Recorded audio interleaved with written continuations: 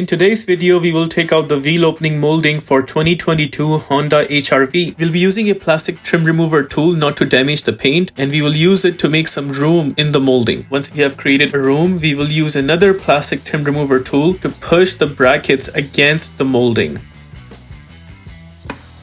Notice there one bracket has been pulled out. Similar way, we will pull out another bracket.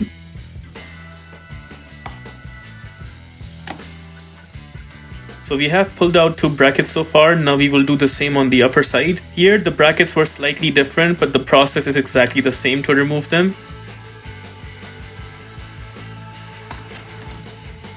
At this point, I will remove the other plastic trim remover tool because I have created enough space, and I'll just use my fingers to remove other brackets.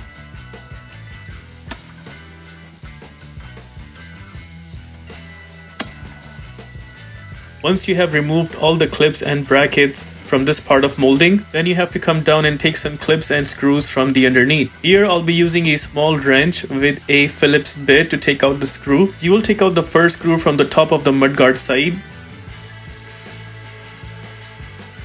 Then a little ahead, we will take out the first clip. Then we will remove one clip from the top side. Right besides that, there is one more clip that also needs to be removed. Remove one clip from the bumper side as well.